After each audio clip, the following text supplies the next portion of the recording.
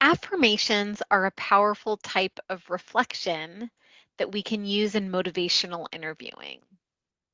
Think of them like a strong spice, where too much can overpower the recipe, but the right amount makes it a memorable meal. If you're offering nothing but praises all the time, the impact tends to lessen. If you say that every little thing that a person does is amazing, are they really that amazing? But if you fail to acknowledge the bright moments, there's a dimension of confidence boosting and empowerment that is lost. Can you tell how excited I was to get the latest edition of the motivational interviewing book in the mail? So from this latest 2023 fourth edition in MI, we can now uncover even more layers about what goes into an effective affirmation. Simple versus complex, and genuineness. I did attend a training last year with Bill Miller and Terry Moyers where they shared that there's plenty of evidence that affirmations do tend to evoke more change talk. However, they've got to be genuine. In other words, don't offer an affirmation if you're just trying to be nice. It's got to come from your heart. By the way, Bill Miller is the co-author of the Motivational Interviewing book, and Terry Moyers is an MI expert in the field of both practice and research.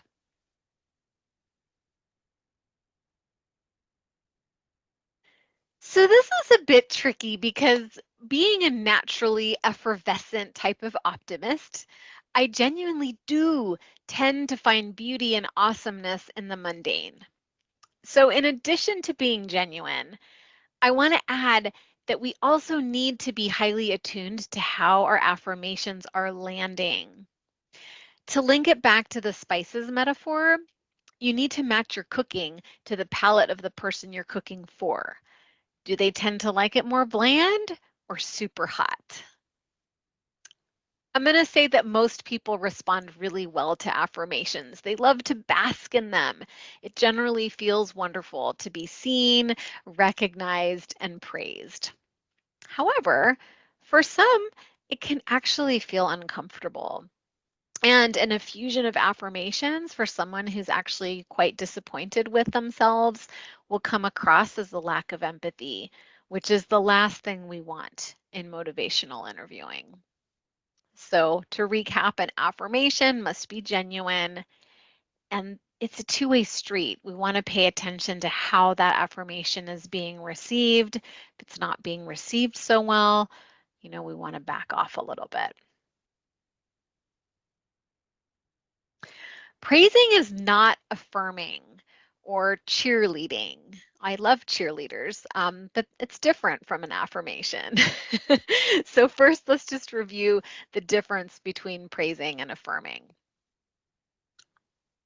Well done. You did that. Congratulations. That's incredible. You've got this. So a few of these sprinkled in isn't necessarily wrong or a bad thing, especially if you're being yourself. Just please be aware of them and know that after 3, they're just fluff and they stop counting as reflections in Mighty Coding. Mighty Coding is one of the many tools that can be used for assessing whether or not a conversation demonstrates competency with motivational interviewing. So affirmations are linked to specific actions. For example, you followed through with your goal. You were able to get to the gym 3 times as planned. Quitting smoking for 3 days is a major accomplishment. You were able to choose fruit for dessert in the face of temptation. Can you feel how much more meaningful the affirmations were as compared to the praise in the previous slide? So now to take it to the next level, beyond simple affirmations, which we just covered, the 4th edition of Motivational Interviewing describes complex affirmations. So while a simple affirmation comments on something specific that the person has done or said. A complex affirmation comments on an enduring strength or admirable attribute. A complex affirmation speaks to the person's character. Here's some examples. You got that done because you're the kind of person that once you decide you're going to do it, there's no stopping you. Because of how much you value your mobility and peace of mind, you showed up for yourself 3 times at the gym like you planned. Thanks to your diligence and planning ahead, you set yourself up for success and have managed to quit for 3 days. You're thinking more about long-term prevention with your food choices, and that takes some real internal strength. So with any of these, whether it's simple or complex, it's most important to be genuine. These have to come from the heart and be authentic. One last tip, remember to leave yourself out of it. It's not about you. So you want to drop the I think, I feel, etc., just like you would, with any reflection. So here, see if you can feel the difference. I think what you're doing is amazing and takes tremendous strength and fortitude. What you're doing demonstrates your tremendous strength and fortitude. See, when I'm not in it, it's not about me anymore. It's really about the person you're talking with.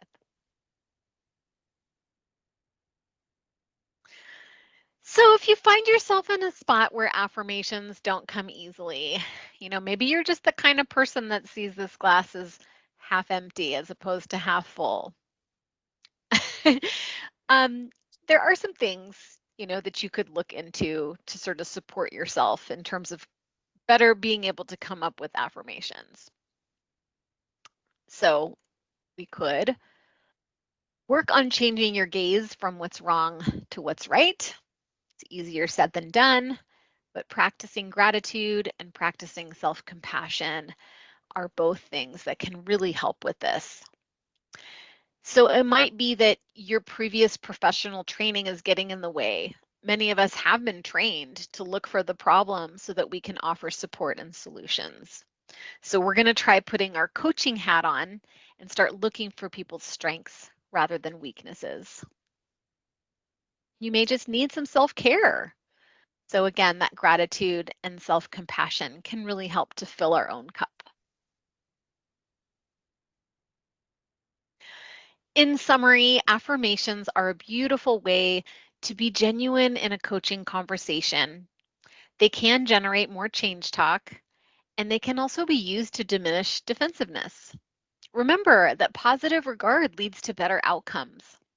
Make sure that your affirmations come from the heart, though, and be mindful of how they're landing with the person that you're working with.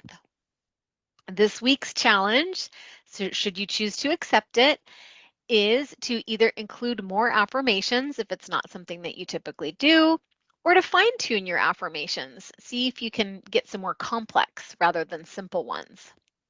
This could be in your coaching practice or even just in your general life. Is there somebody that you've been meaning to give a shout out to? Try turning that praise into an affirmation and share it with them and see how they respond. And if you'd like, please post it in our chat. We'd love to hear how it goes. We'd love to hear some of those simple and complex affirmations. We'll see you next time. Bye.